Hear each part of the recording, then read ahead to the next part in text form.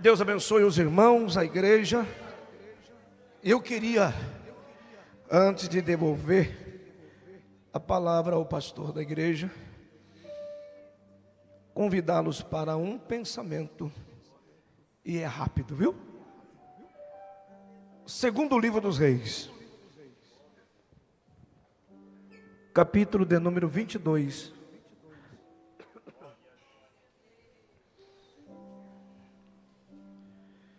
E o versículo de número 49. Segundo livro dos Reis, capítulo de número 22, e o versículo de número 19, 49. Segundo livro dos Reis, capítulo de número 22 e o versículo 49. Desculpa, irmãos. Perdão. Primeiro livro dos Reis. Agora sim. Pronto. Era só para saber se você estava ligado, viu?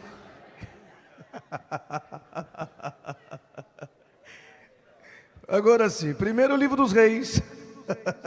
E saber se vocês trouxeram a Bíblia também. É um monte de desculpa, mas eu errei mesmo e está tudo certo, viu? Primeiro livro dos Reis, capítulo de número 22 e o verso de número 49. Agora sim, quem achou, diga amém. E quem não achou, está lá no telão da igreja, no monitor. Assim diz a palavra do Senhor. E fez Josafá navios de Tarsis para ir a Ofir em busca ou por causa do ouro, porém não foram, porque os navios se quebraram em Ezion-Geber. Vamos repetir comigo a leitura lá no telão? Vamos lá, no tempo 3, 1, 2 e 3.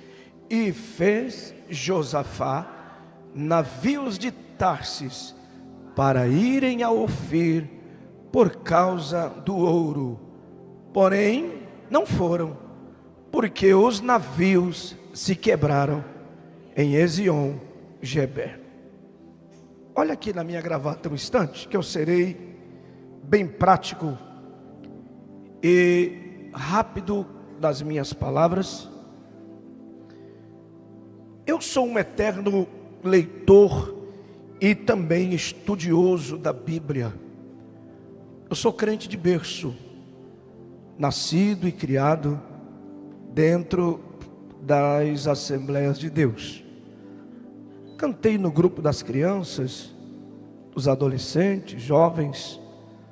Hoje, por bondade e infinita bondade de Deus, eu estou pastor, servindo a Deus à frente de uma igreja, e por muito tempo exerci o ministério da itinerância, ministrando esta palavra dentro e fora do nosso querido Brasil.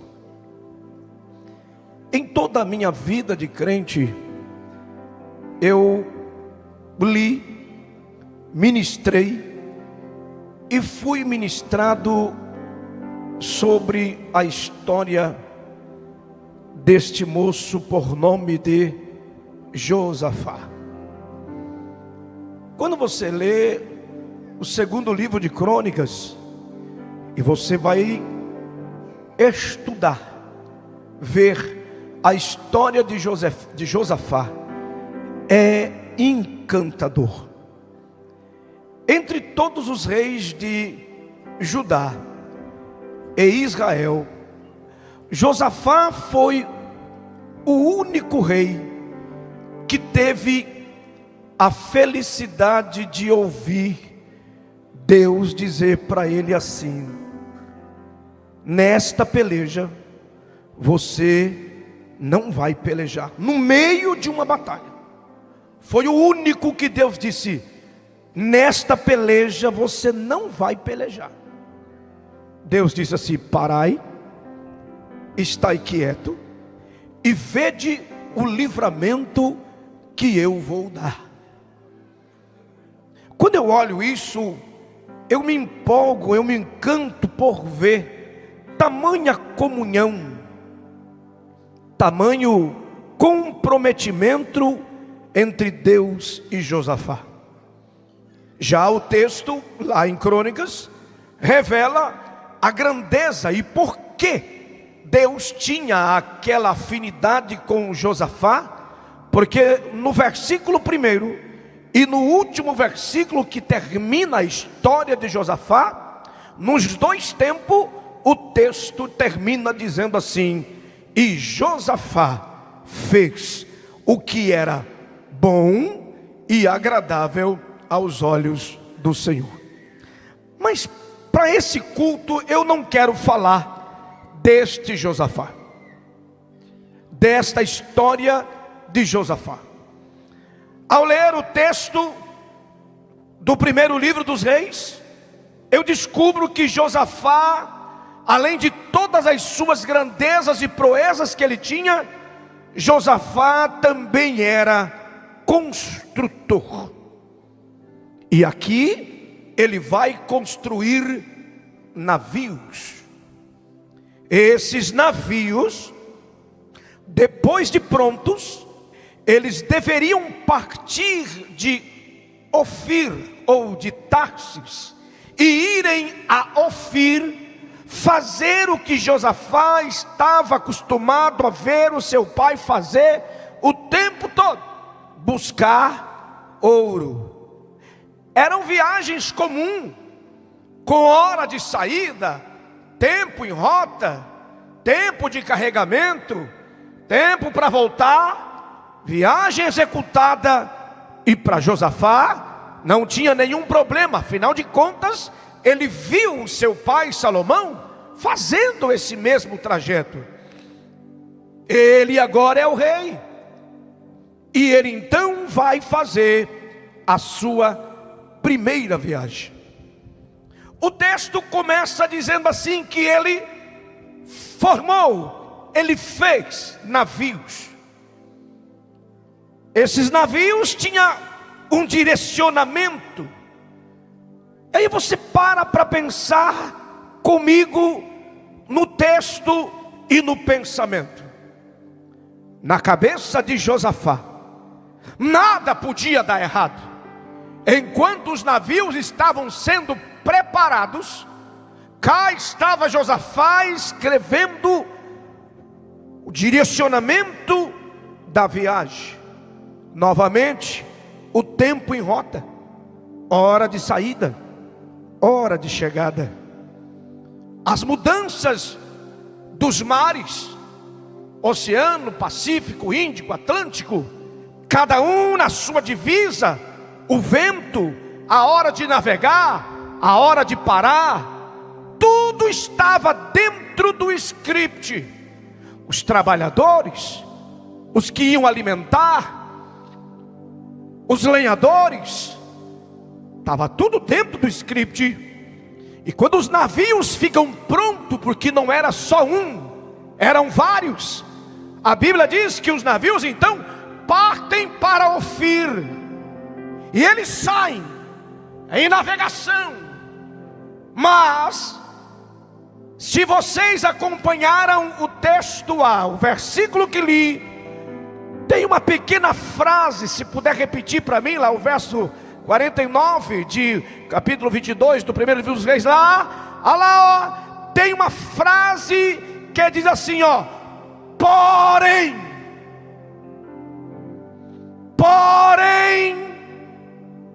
não foram, porque ao chegarem Ezion-Geber, os navios se quebraram.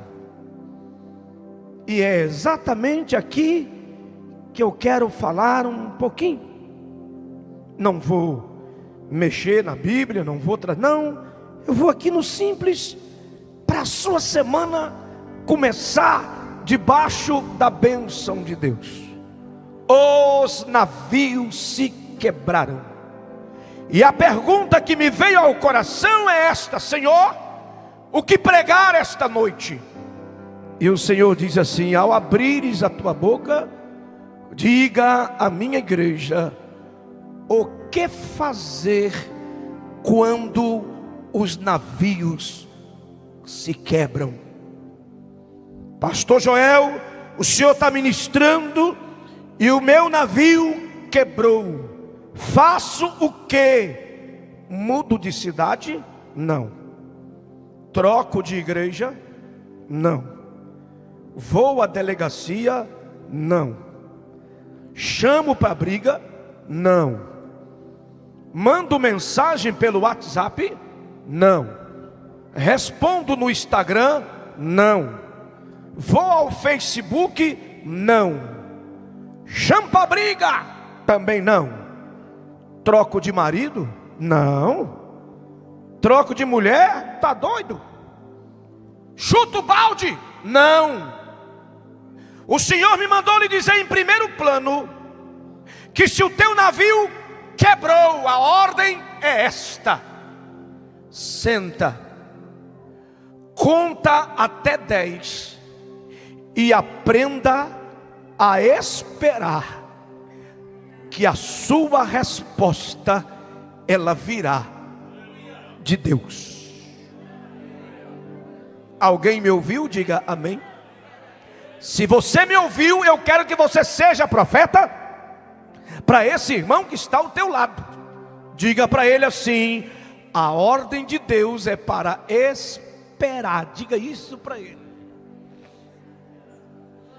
Não responda, não vá à briga, não vá ao advogado, não chama para briga, não grita, não fica louca, não fique doido, não perca pose, não perca, permaneça no seu lugar. Pastor, o senhor está falando esse negócio porque o senhor não sabe o tamanho da luta, o senhor não sabe o marido, o senhor não sabe a mulher, o senhor não sabe o filho, o senhor eu não sei, eu não vim aqui porque sei, eu estou aqui para ser o teu profeta e lhe dizer que luta de crente, prova de crente, ela tem hora para começar, mas também tem hora para terminar.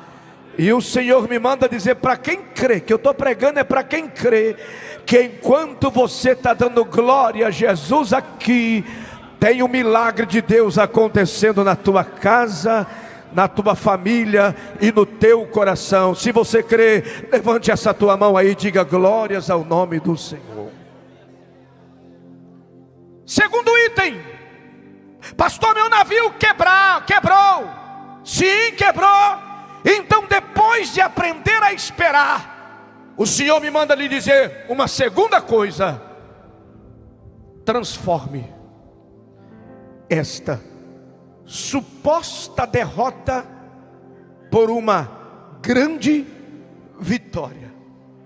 Olha aqui na minha gravata: o que você está vendo não é o que você está vendo. O que você está enxergando não é o que você está enxergando. O que está acontecendo não é o que está acontecendo. Por trás de você tem uma mão poderosa de um Deus, que está lá em Salmos 34, verso 7, ou 37, verso 4, que ele diz assim: o anjo do Senhor acampa-se ao redor daqueles que o temem e os livra. Eu tenho certeza absoluta que enquanto eu estou pregando aqui, cadeias estão sendo quebradas, laços estão sendo cortados, portas estão sendo abertas, enfermidades estão sendo estancadas, e o nome do Senhor Jesus Cristo está sendo glorificado na vida de crentes aqui esta noite. E enquanto você está dando glórias ao Senhor, algo sobrenatural Deus está preparando esta semana para que o nome dele seja glorificado na sua vida. Quem entende esta palavra, diga glória a Jesus. Aqui, pastor Isaías, cabe um testemunho. O telefone tocou lá em casa. Quando eu atendi o telefone, lá do outro lado estava um amigo que eu e a minha casa cuidamos deles há mais de 25 anos. Esse amigo é pastor em Guiné-Bissau, na África do Sul. E quase todos os anos eu estou ali ministrando para eles em um evento que eles me chamam para ir, o cuidado que temos com aquela família, com aquela igreja já por muitos anos. E esse amigo liga, ele diz: pastor Joel, vai acontecer a festa da nossa igreja, o senhor pode vir, pode trazer o violão? Eu disse: vou.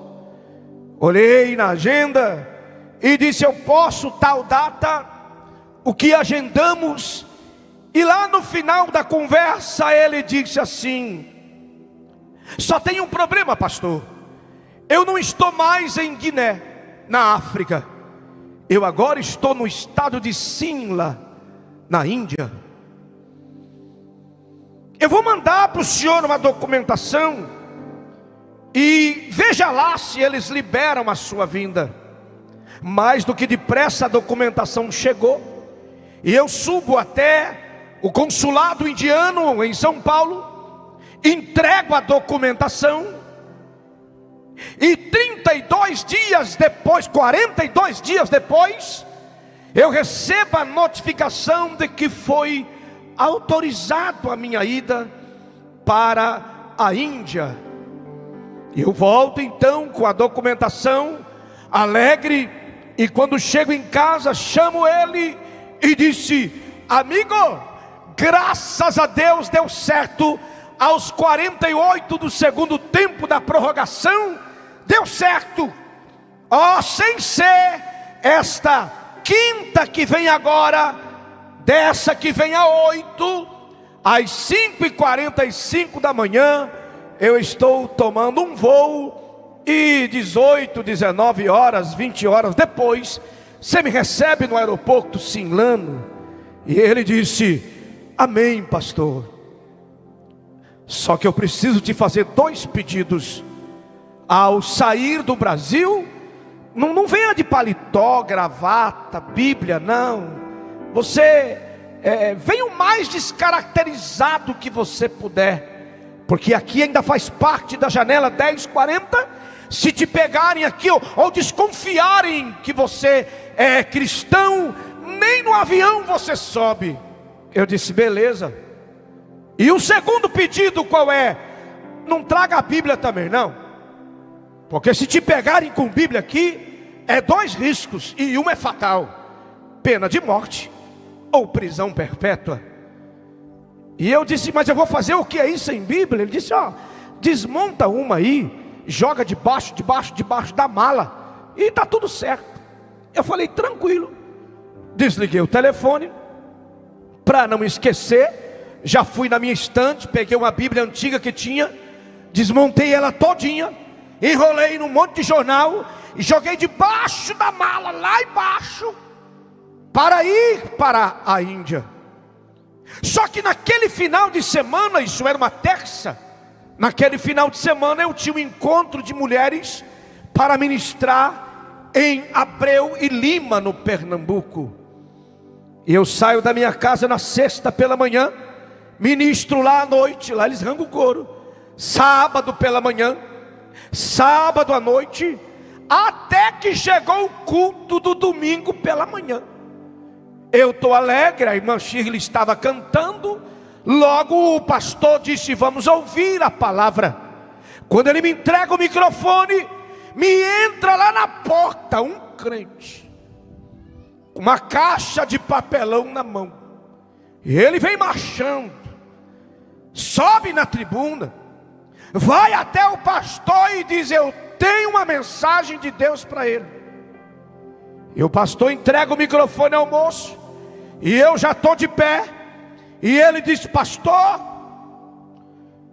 estava sentado ali, e o senhor disse: vá à CPAD e compra 50 Bíblias, e fala para o meu filho que é para levar na próxima viagem que ele vai fazer. E a próxima viagem era a Índia. E o cara lá falou que uma Bíblia só, prisão perpétua, pena de morte.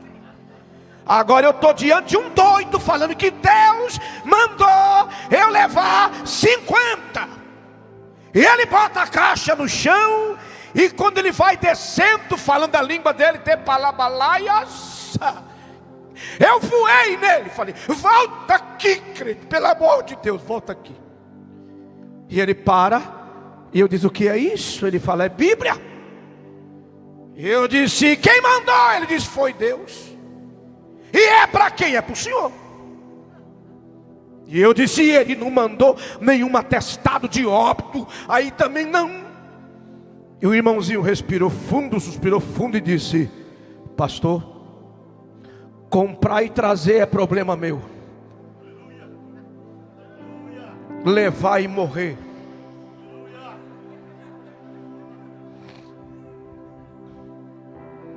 A partir daquele instante eu comecei a orar, pedindo perdão a Jesus por todos os pecados que eu tinha feito, pelos que eu não tinha feito ainda, pelo que eu poderia fazer, que eu estava lascado e mal pago. Bom, a verdade é que chegou quinta-feira, 5h45 da manhã, eu de tênis, calça jeans, camisetão, jaqueta, boné na cabeça e 50 Bíblias na bagagem. Que passou, opa, passou, não sei como, não me perguntaram nada, passou. Subi no avião, assustado, respirando os últimos ares. 18 horas passou rapidinho, pastor Isaías. E quando o avião pousou em Simla, quem já viajou de avião sabe que na hora que a aeronave pousa, a gente já fica de pé logo, né? Porque quer sair. Eu? Não. Eu continuei sentado, esperando todo mundo sair. E a aeronave era um avião grande, um Boeing 747 internacional. E aí, quando saiu todo mundo, a aeromoça e o senhor, agora é minha vez. Peguei uma bolsinha de mão, coloquei sobre o meu ombro e vou descendo devagarzinho. E na hora que eu chego lá no saguão, na esteira, as caixinhas estavam lá. Olha para minha gravata aqui, eu nunca fui branco na minha vida. Não, eu nunca, tinha até um sonho, sabe, pastor Isaías, levar um susto e ficar vermelho. Mas eu lá vou ficando azul e vai escurecendo. Mas olha para cá, se batessem uma foto minha naquele dia, eu estava mais branquinho do que você, filha. E não era porque era sonho não, eu estava com medo.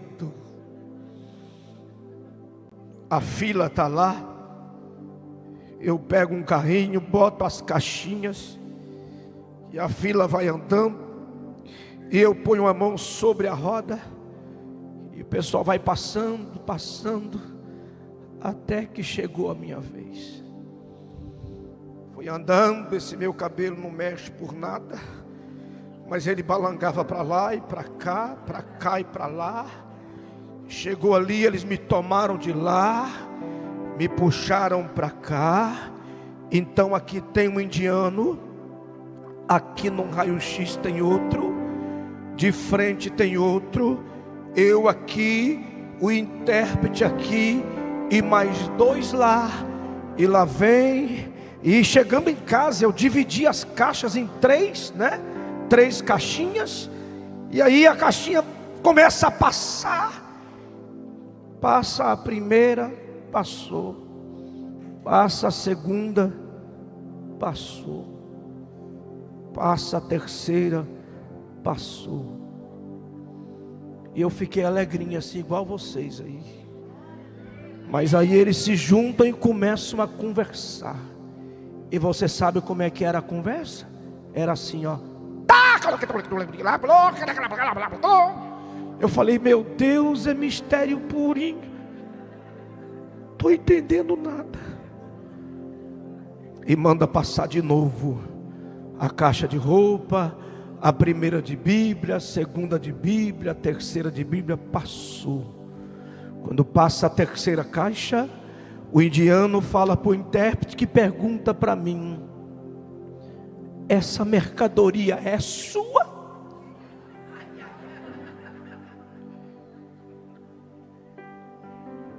Que me deu uma vontade de dizer que não era. Só que no reino de Deus, olha aqui na minha gravata, não tem esse negócio de não é meu, de não é comigo, de eu não faço parte. Alguém fala da tua igreja e você fala, é não. Alguém fala do teu pastor, é não. Porque se bate em um, bate em todos. Se mexe com um, mexe em todos. Se um chora, todos choram. E eu levantei a voz e disse, é minha sim senhor, essas caixas é tudo minha. E o indiano disse, calma moço, calma. Eu disse, o que foi? O que aconteceu? Ele disse, o senhor pode por favor acompanhar até aquela sala ali? Eu disse, aonde? Ele diz, ali. Eu falei, meu Deus, é lá o lugar. E quando cheguei, era uma sala bem grande. Colocaram as minhas caixas em cima. E o indiano começou a falar. Sabe por que foi que trouxemos você aqui? Eu falei, não sei de nada, moço. Você já está tomando meu tempo, eu estou atrasado, tinha que ter ido embora. Calma, moço. E ele começa a dizer, é porque até o senhor sair lá na rua, o senhor vai passar por mais 3 raios-x. E aqui nós somos a verdade. Nós não roubamos nada de ninguém. Nós não queremos nada que é dos outros. O que é nosso é nosso. O que é de vocês é de vocês. E eu disse, e daí? Qual é o problema comigo? Para que o senhor não passe pelos outros 3 raios-x, então a gente vai fazer um negócio com o senhor aqui. Vai passar um papel oficial da nação sobre essas suas caixas. E todo mundo que olhar para esse papel vai saber que essa mercadoria não pode ser violada, não pode ser riscada, não pode ser batida, não pode ser rasgada, e ela tem que chegar intacta daqui até o lugar aonde o Senhor vai estar. E eu perguntei para ele, mas por que tudo isso, moço? E ele disse, é porque esses ouros que o senhor está trazendo nessas caixas aí, não tem aqui na Índia em canto nenhum. Eu olhei para ele e disse, ouro? Ele disse, ouro. Ele falou, eu disse, então, deixa eu ajudar para ir mais rápido, né? Que eu estou com pressa. E cada virada de papel que eu dava, eu dizia que toma, diabo desgraçado, você perdeu ontem, está perdendo hoje e vai perder amanhã. E entrei com 51 Bíblia naquele lugar. Quando eu cheguei no local do culto, a igreja ficava 7 metros da rua para baixo do chão. Lá tinha aproximadamente quase 800 mil crentes, assustados e com medo. A qualquer momento alguém podia chegar lá e matá-los. Quando eu abri a caixa, que eles viram Bíblia, irmão, não precisou nem pregar aquela noite. A glória de Deus tomou conta daquele lugar. Pastor, por que você está falando isto? Transforme esta suposta derrota em vitória. O câncer não vai te matar, a AIDS não vai te matar, o tumor não vai te matar, a diabetes não vai te matar, a emoção não vai te matar, ninguém vai te destruir, ninguém tira a tua alegria, ninguém tira a tua paz. Esta noite o Senhor está mandando eu te dizer, estou tomando a tua guerra para mim, e esta semana é semana de vitória para todo aquele que crê.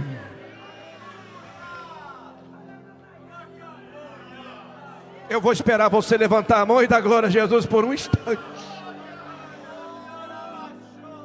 O Senhor está perguntando para alguém aqui esta noite. Ele está perguntando para alguém aqui esta noite: por que você está bicuda? Por que você está perdendo a paz, filha? Por que você está perdendo a alegria? Por que você entrou aqui angustiado, abatido?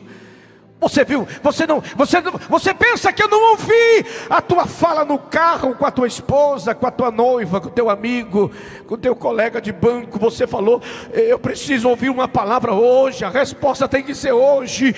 E o Senhor me manda te dizer: exatamente agora tem um milagre de Deus que está vindo na tua direção, na direção da tua casa, na direção da tua família, na direção do teu lar, na direção da tua estrutura, na sua direção. Eu estou pregando é para quem crê.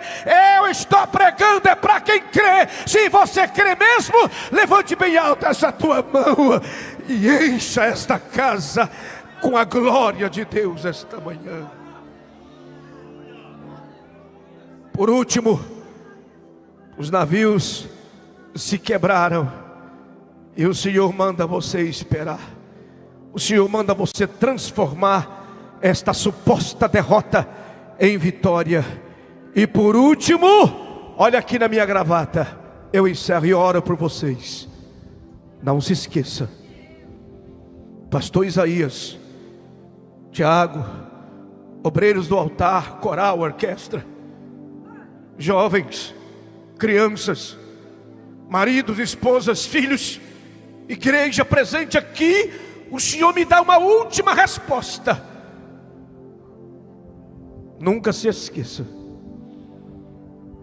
que independente de qualquer que for a circunstância, Deus estará sempre no comando e no controle de todas as coisas. Alguém recebe esta palavra? Deus está no comando. Levante a sua mão direita para cima que eu vou profetizar. Levante bem alta a sua mão para cima que eu vou profetizar. Amanhã, que dia que eu disse, irmãos? Eu não ouvi a igreja. Que dia que eu disse, igreja? Amanhã o telefone vai tocar na sua casa. Amanhã o carteiro vai bater palma na tua casa. Deixa teu e-mail aberto amanhã. Deixa teu telefone carregado e o WhatsApp pronto. Porque o Senhor me disse que esta segunda-feira é segunda-feira de respostas. Pastor Isaías, meu presidente, domingo próximo, o Senhor manda eu dizer ao Senhor: abra oportunidades para testemunhos, porque tem muito milagre acontecendo aqui nesse culto, nesta noite. Posso colocar a igreja de pé, pastor? Com a permissão do pastor, eu quero que você coloque-se de pé.